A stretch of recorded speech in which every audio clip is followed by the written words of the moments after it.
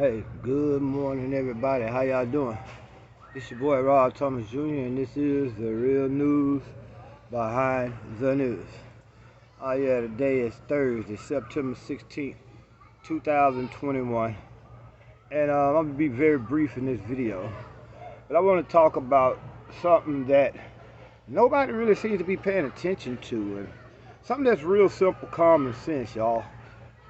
Now, as you all know, that President Biden is offered up a $3 trillion infrastructure plan. It's supposed to provide money for bridges, roads, and other things of that nature that will be conducive to repairing the crumbling infrastructure here in America. But let me ask y'all a question. Who's going to pay for that eventually? Because they're basically, trying to find ways, what programs they're going to cut, to take the money from to help pay for this. But guess what? Who pays for it in the long run? Who's going to pay for that $3 trillion? Who's going to pay that $3 trillion in the long run? You and I, as taxpayers. By the thing about it, you get off work at the end of the day, at the end of the week, Marvin Gaye say, money, we make it, but before we see it, you take it. That $3 trillion has to be paid no matter what program they take it from. Who pays the money for the program that they're going to take it from? Us, the taxpayers. Now, wouldn't it be simpler if they just cut the military budget?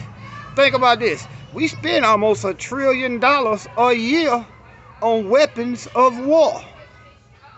Think about that, y'all. $700 billion has been the military budget for the last 3-4 years. Do y'all realize how much it takes to end homelessness in America?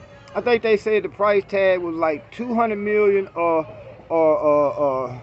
20 billion. I think it's one of those two, but it started with a 2, and it's either 200 million or 20 billion. You can literally wipe out homelessness in America. How much of that $3 trillion is going to go to help the tens of thousands of people who are homeless in America? Think about this. Wouldn't y'all rather see them stop making bombs to blow people up in third world countries and take that money and fix the infrastructure with it? I mean, think about it. We out of Afghanistan now. You know what I'm saying? We're supposed to be withdrawing our troops from a lot of these illegal foreign wars. If that's the case, why are we still spending $700 billion a year on weapons of war? Remember I did the video yesterday? Well, now, because ain't too many people watch that video. I guess it's football season now, so everybody talking about football. But your politicians are controlled by the corporations. You all think we living in a democracy? No. We're living in what's called a fascist dictatorship, meaning that your government is literally controlled by the pharmaceutical companies, the military-industrial complex, all these major corporations are getting corporate welfare, while at the same time they're cutting welfare to the poor. Because there's going to be a lot of social programs going to get cut in order for them to come up with their $3 trillion, when in reality all they have to do is cut the military spending budget every year. And you can start fixing. I mean, think about it. We making all these bombs and weapons of war to the tune of $700 billion a year to send overseas to kill people who done nothing to us. How is bombing Syria? Some of y'all don't know.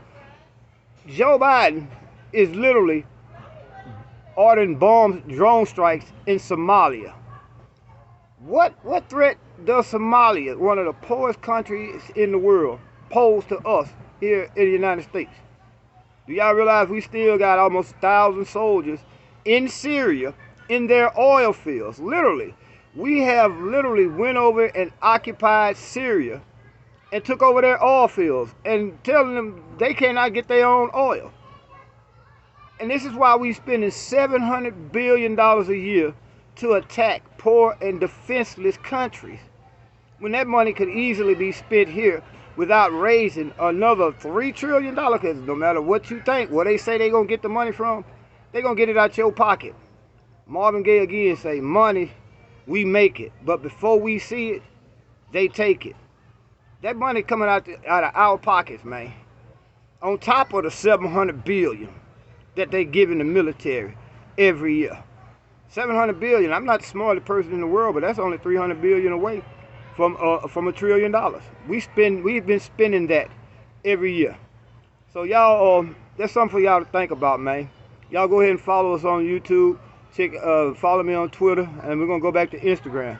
But that's something to think about. That money coming from somewhere. Wouldn't it be more logical for them to stop spending money on weapons of war and start feeding the poor? Y'all be blessed.